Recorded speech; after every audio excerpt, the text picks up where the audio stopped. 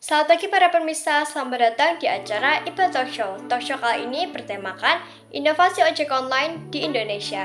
Dan topik kali ini adalah Gojek pembawa kesejahteraan bagi masyarakat. Host di Talk Show kali ini adalah saya, Tata, dan narasumbernya adalah Farel dan Bius dari SMP Regina Pacis, Surakarta.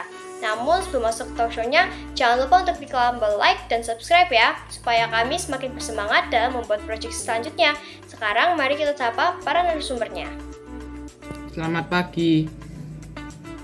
Selamat pagi. Dalam talk show kali ini kita membahas tentang inovasi di Indonesia. Tapi sebelum kita masuk ke topiknya, kira-kira apa sih inovasi itu? Inovasi adalah suatu ide, gagasan, ojek, dan praktik yang dilandasi dan diterima sebagai suatu hal yang baru oleh seseorang ataupun kelompok tertentu untuk diaplikasikan atau diadopsi. Kita pasti juga pernah mendengar kata sejahtera, bukan? Nah, arti kata sejahtera adalah hal yang merujuk ke keadaan yang baik, kondisi manusia, di mana orang-orangnya dalam keadaan makmur, dalam keadaan sehat dan damai. Nah, sekarang kita sudah mengetahui dua hal, yaitu inovasi dan sejahtera. Namun, apakah inovasi dan sejahtera berhubungan? Ya, dua hal itu berhubungan. Dalam masyarakat pasti ada masalah, bukan? Nah, karena ada masalah di masyarakat, orang-orang akan membuat sebuah inovasi. Inovasi inilah yang membawa kesejahteraan bagi para masyarakat. Wah, ternyata inovasi berdampak ya bagi kesejahteraan masyarakat. Kalau inovasi dari Indonesia, ada nggak sih? Ya pastinya ada dong. Salah satunya adalah Gojek, yaitu aplikasi ojek online. Aplikasi ini didirikan oleh Nadiem Makarim yang sekarang menjabat sebagai Menteri Pendidikan dan Kebudayaan Indonesia. Aplikasi ini sudah didirikan sejak 2010. Dan inovasi ini sudah ada di 50 kota di Indonesia dan juga di luar negeri loh. Pada saat pembuatannya, apakah Nadiem pernah mengalami kendala? Ada dan banyak kok. Pada saat peluncurannya, Gojek pernah diragukan soal legalitasnya. Hal ini terjadi karena dalam pasal 137 ayat 1 dan 2 dalam Undang-Undang Lalu Lintas 2009 dikatakan bahwa sepeda motor tidak boleh digunakan sebagai angkutan umum. Dalam interaksi driver Gojek dan juga pelanggan, ada beberapa kalimat atau kata-kata yang kurang dipahami oleh beberapa orang, seperti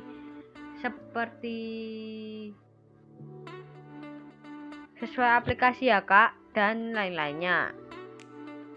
Dan juga pelanggan terkadang juga menggunakan kalimat atau kata-kata yang kurang sopan bagi para driver, memicu konflik bagi para driver dan juga pelanggan.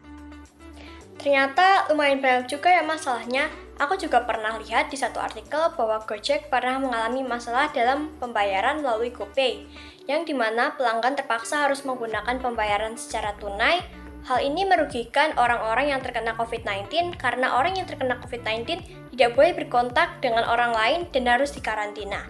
Hal ini juga akan merugikan orang lain yang belum sempat mengambil uang di ATM. Kalau ada masalah seperti ini, kira-kira apa sih solusinya? Untuk keraguan legalitas Gojek, para pejabat legislatif atau MPR bisa membuat transportasi umum seperti Gojek menjadi legal. Caranya adalah dengan menghapus pasal 137 ayat 1 dan 2 di Undang-Undang Lalu Lintas 2009.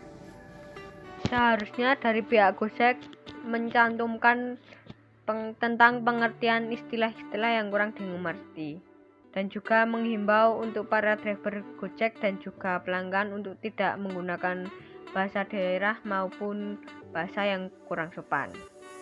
Menurut pendapatku, solusi untuk pembayaran GoPay adalah seharusnya GoPay dikembangkan dan diperbaiki bersama dengan pihak-pihak yang biasanya menyediakan pembayaran non-tunai seperti e-commerce dan aplikasi-aplikasi yang menyediakan pembayaran non-tunai lainnya, agar dapat menyempurnakan pembayarannya.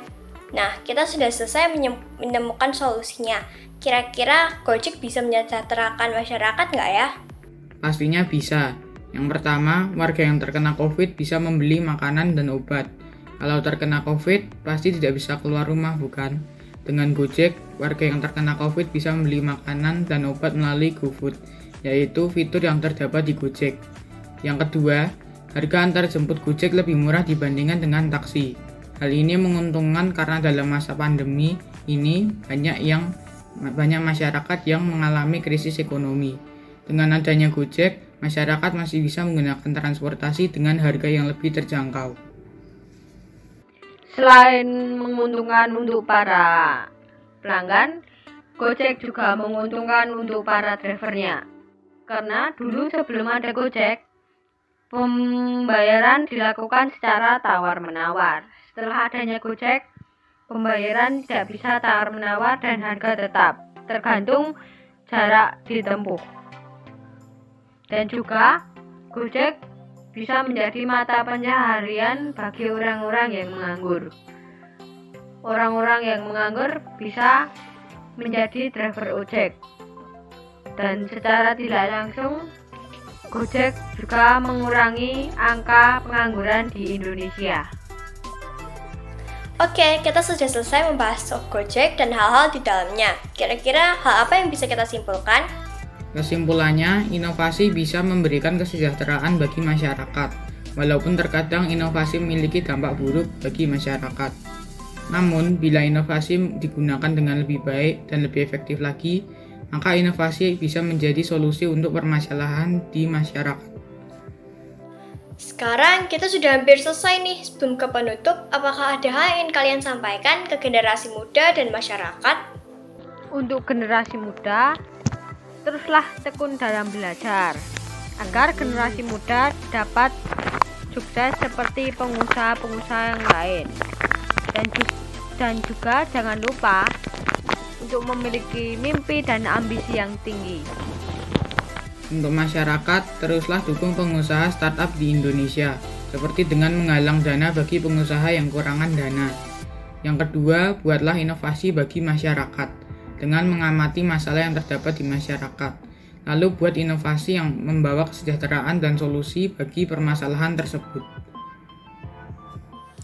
Baiklah para pemirsa, demikian talkshow kami hari ini. Namun sebelum menutup video ini, jangan lupa untuk klik tombol like dan subscribe-nya ya, agar kami makin bersemangat dalam membuat project berikutnya. Kami dari Iqbal Talkshow pamit mengundurkan diri dari acara ini. Sampai jumpa di talkshow berikutnya. Terima kasih.